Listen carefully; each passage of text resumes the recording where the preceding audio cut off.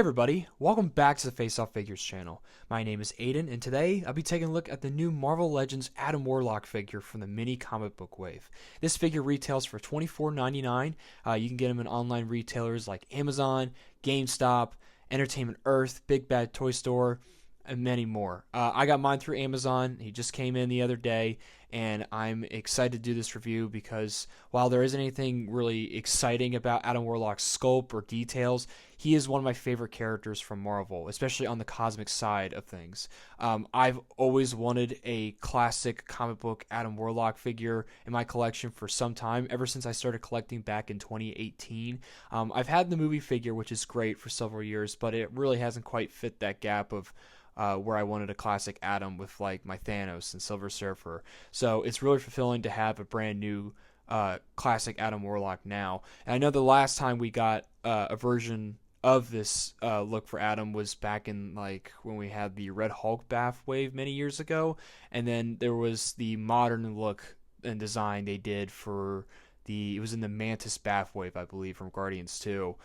So it's been quite some time since we needed a new updated Adam Warlock, and I'm so happy about it. And I'm excited to talk more about his lore and character because I think he has such a fascinating and rich history. But we'll get into all that, but first, let's take a look at the box. And here we have the box. Adam comes on a blister card, which is nothing new when it comes to Legends, but I wanted to talk about it because I thought it was really cool. It's kind of littered with a lot of the original Infinity Gauntlet comic art. For instance, we have the original logo. Adam's appearance as this figure is based on this storyline, so it's really cool to see them pay homage to it. It says Adam Warlock there, comic accessory, and when the figure was still in the packaging, the comic accessory was held right there. When you take the package bubbling out, you can see the art behind Adam, which is literally the cover of issue 3 from the Infinity Gauntlet, done by Ron Lim. I believe that was the illustrator that worked on the book for the most part. Like, I believe that's his art with Adam in the corner there as well. And I also want to take a look at the top left corner. This is one of my favorite aspects of the box. Just like in comics, when in the top left corner they would have a little image of like a character in their own issue of art. Like think of like Spider-Man or Daredevil. I love that they included this on the card. So you have Marvel Legends series, and you got a pose with Adam wearing the Infinity Gauntlet / glove, just like he did in the Infinity Gauntlet comic when he's like saying, "Let the conflict end." And then it says Marvel Legends 1991. Number 1. In 1991 was when the Infinity Gauntlet comic storyline first was published. So that's really cool. And then flipping around to the back of the box, we can see the other figures that are part of this wave, like Banshee, Rom, who I will be doing a review as well, Ultimate Miles Morales, Ultimate Iron Man, Adam Warlock, who we have here, and Dakin. And we actually get a more blown up image of the first issue of Infinity Gauntlet, which is awesome cover. And then we also have a little bio that I'll close up on here, and it says, in the Infinity Gauntlet saga, the leader of the Soul World, Adam Warlock, joins a group of heroes to help thwart Thanos' schemes. So that's really cool. I love when they put little bios to give a little bit of idea of a character description. But yeah, that's basically it for the blister card. Just want to take a moment to talk about it because I thought it was really cool. So before we take a look at the figure itself, I wanted to take a moment to talk about the character's lore because I've always found it to be complex and a bit wacky at the same time. I think if it's not already obvious by the character's name itself, but Adam Warlock is a clear representation of Jesus Christ and is essentially the space Jesus of the Marvel Universe. But it wasn't always like that because Adam Warlock didn't begin as a Christ figure. Nor was he known as even Adam Warlock. Adam Warlock started as a Jack Kirby and Stan Lee creation in a Fantastic Four comic and was referred to as him.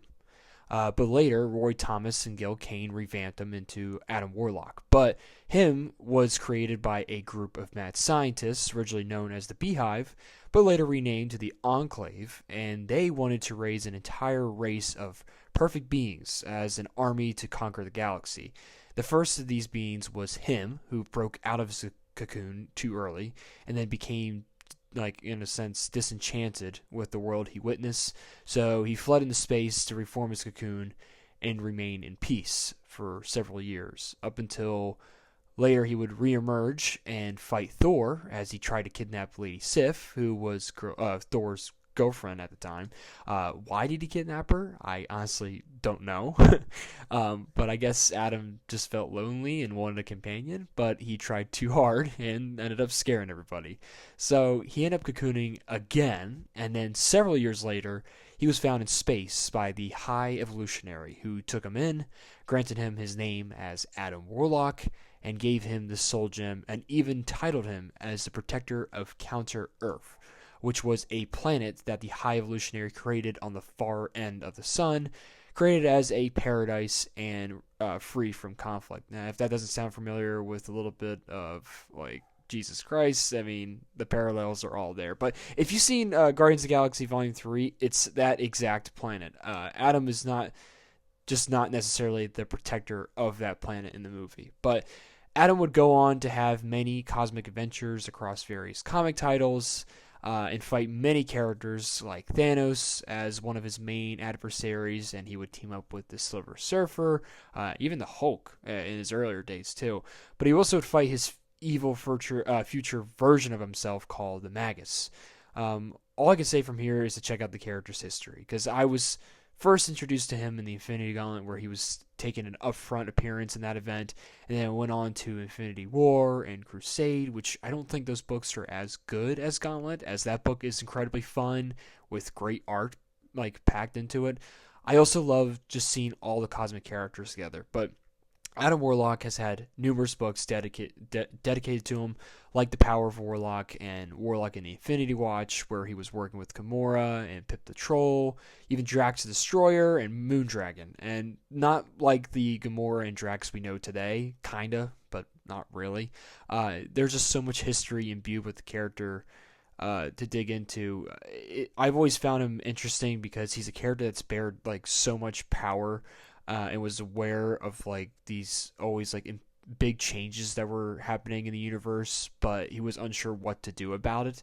So he was kind of made in a way as like a passive protagonist, and that was definitely a tribute to Jim Starlin, who was the creator of Thanos. He really loved to utilize Adam Warlock as a protagonist for some time. But Adam Warlock was a character that, like I don't know if I mentioned already, but a character that's been kind of shifted from creator to creator of what to make of him, of like to really pursue what concept you want to lean into. I think he was utilized as a character to push boundaries of what you can tell in storytelling, and that kind of gets into where you're talking about like really in a character and making him space Jesus is how do you handle that, and how do you make that work without, I don't know, kind of being offensive in a way? Or it's interesting because creators like Roy Thomas and Jim Starlin were trying to push those boundaries. But, I mean, even then, there's only so much you can tell through the books, especially that time, what Marvel was allowing them to tell. But that's quite a bit from me about the character. That's kind of why I wanted to make this review, because it's given me an opportunity just to talk a little bit about him. But I highly recommend to take a look and just check out the character's history, because there's so much there. But yeah, that's it. Now let's just take a look at the figure itself, some details, and the articulation. All right, and here's Adam. I mean, you've already been staring at him for the past, I don't know how many minutes I've been talking about the character already. But he has a very simple look here. It's his 90s look, so he has like these red sleeves and red leggings with like a black suit, like torso here. He has his cape, which is like a rubberish like material to it, so it's not fun to sculpt, but the plastic cape. He has like red on the outside here, and then the yellow on the inside, which I've always liked. He has a little collar here with the yellows popping out, and then he's got the little skull there that makes up for the clasp. It looks decent, looks cool. And then getting a close up of his head, the head sculpt came out great. I love how it looks. While I would have liked to have a more neutral expression for Adam, this still works. I would have liked to have an alternative head where he has like the soul gem in his forehead and then just neutral look. But the hair came out great, because I think this head sculpt is definitely inspired by the Ron Lim art, like I was mentioning earlier for the box. But they did some highlights of like wash in there. You can kind of tell. but the hair flows really, really nicely. And then I do like how they added some emphasis, almost looks like eyeliner around his whiteout eyes. That came out great. I mean, it's Adam. It looks awesome. The bone head, I don't know what the significance of that, but outside of being the clasp for the cape, kind of looks cool, but the paint's a little bit messy. And I don't like how high the cape sits off his shoulders because it's sort of flowing, or floating. That's always a problem with Legends capes.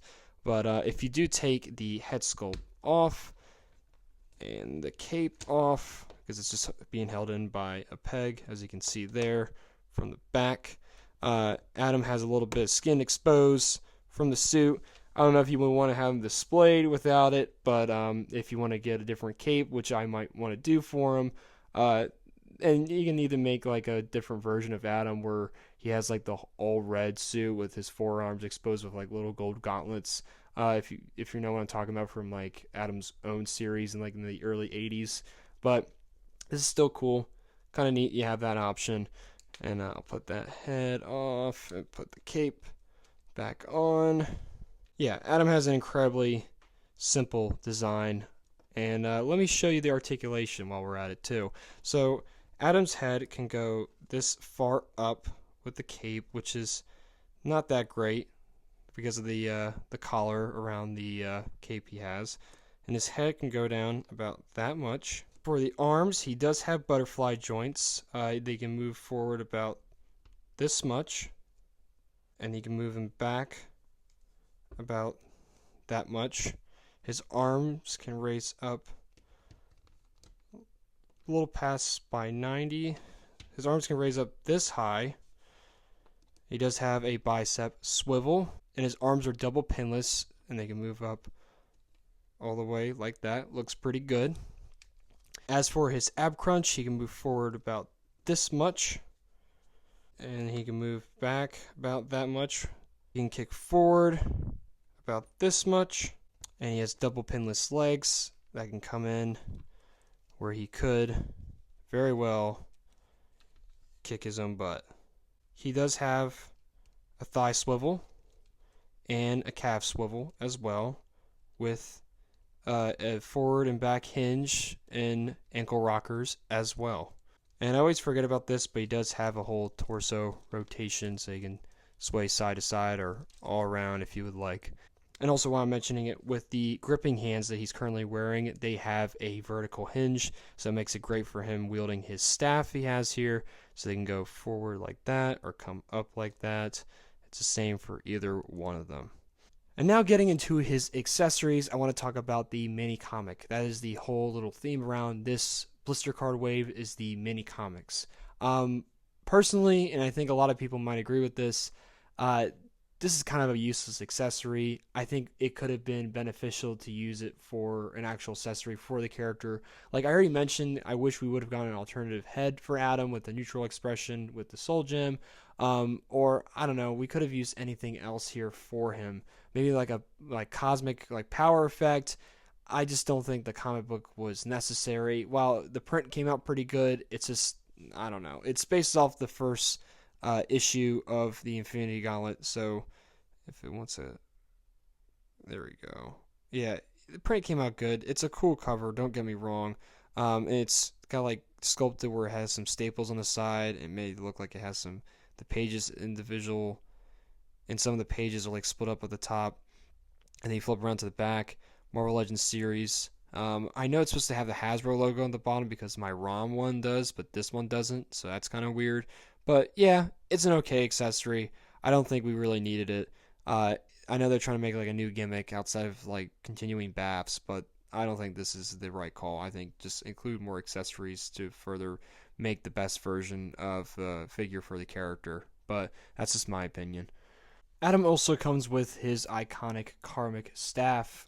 This staff actually helps him wield his abilities into focus on where he wants to emit any energy. So he carries it quite a bit with him whenever he can. But it's cool. It's got a little bird at the top, and it's nicely sculpted where it kind of narrows down and points at like a more narrow tip.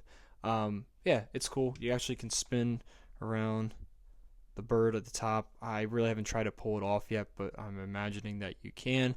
But yes, a needed accessory to come with Adam, because that's part of his character. So I already mentioned about these hands being the holding hands for the staff. In the comic book, they have like a vertical hinge, but Adam does also come with two fisted hands. That's a necessity. He's got to have his fisted hands. That's with any kind of given comic book character, especially if Adam's going to brawl it out with people like Thanos, hand-to-hand combat. So yeah, and then let's get into our last accessory, which would be the Infinity Gauntlet, which was an absolutely necessity when it comes to Adam Warlock figures, to include the Infinity Gauntlet, or glove if you're really referring to the comics. But I think it came out great. So basically, it's just like when you swap any other hand. It comes separate, and then it has a little overlay where you can put it over the forearm. It's nicely sculpted. The paint is a little bit messy on mine, like with the purple gem. But yeah, it's great. Looks really cool. It's just a fist. That's where you only need it to be. So yeah, it's just so cool to see in a smaller version. But that's the only way I like having the comic with it, because it just looks like it's part of a display or something else. But yeah, I'm probably gonna keep Adam with the gauntlet at all times. But you can also swap it and have it on other characters if you wanted that have wielded the gauntlet in the past. I put it on Silver Surfer not long ago. So yeah, it's a great accessory. It's definitely my favorite from this figure. And now let's get into the size comparisons with other figures. And for our first comparison, we have Adam Warlock paired with one of his primary adversaries, Thanos, the Mad Titan. And I did a review on Thanos many years ago on my own channel. I had an incredibly fun time making that. But it's still a great figure. I think he holds up in many regards. I just don't think I like how they did his arms, and that was a complaint I had initially in my review, because it's very limited. You trying to get him in a snapping pose, and he doesn't have double jointed arms, so it's not even like a whole proper bend that he has. But in terms of seeing these guys together, they look great. It looks like they just popped out of the Infinity Gauntlet comic, with the vibrant colors and how the size and appearance.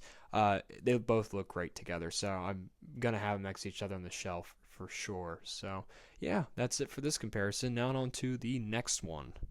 Next up, we have the Silver Surfer, who, like I've mentioned earlier, has teamed up with Adam Warlock quite a few times, especially in the Infinity Gauntlet. These guys look great together as well. They're just about the same height, if not a little bit off, with the Silver Surfer being a bit shorter. Now, this is the Walgreens exclusive Silver Surfer, so it's a few years old, but I definitely can tell by the art style. I think if they were trying to base it on anything, it's definitely the wrong limb. So it's a few years behind of what they do now for photoreal on like Legends figures, especially the comic ones. But I definitely feel like these guys fall under a similar style, which I really love to have that across the board with as many of my comic characters as possible. Just depending on artist to artist, especially when it comes to different, like for instance, Spider-Man ones. But having these guys together looks absolutely great. And this one's just for fun, but this is the comic book version of the High Evolutionary, like who I also mentioned earlier, gave Adam Warlock his name in the Soul Gem.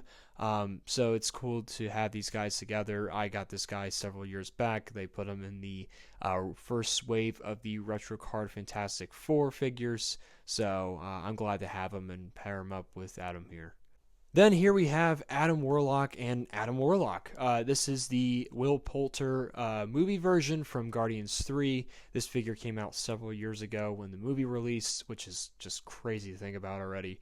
I love the portrayal of Will Poulter as Adam Warlock in the movie. Yes, it's on the more goofy and sillier side, but he was one of the best parts of the movie, even though he didn't have a lot of screen time. I feel like they were as faithful as possible to the character, while being so serious.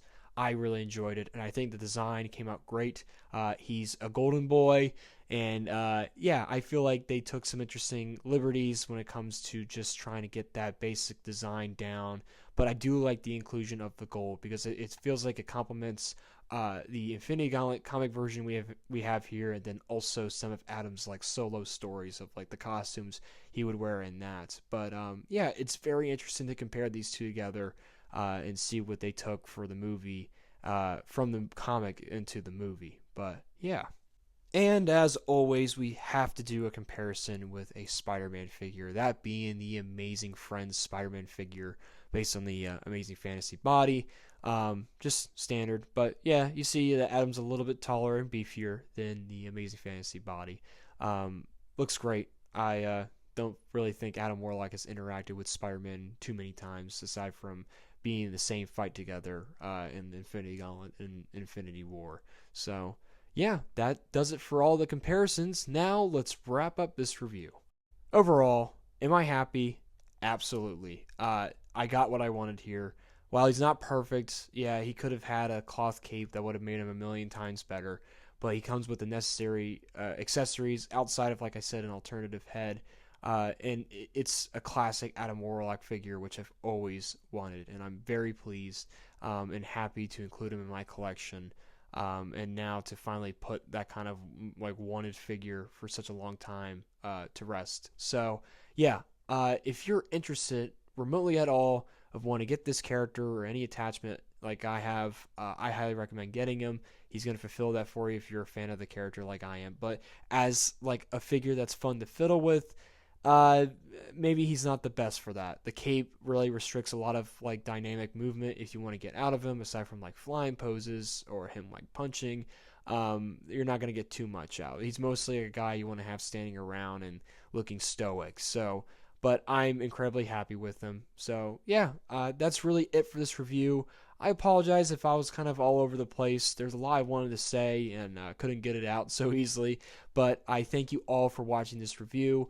Let me know what you think of this figure in the comments below. And stay tuned until next time when I'll be taking a look at the greatest of these Space Knights, the Silver Crusader himself, Rom. Until then, thank you guys for watching, and I'll see you guys next time. Peace.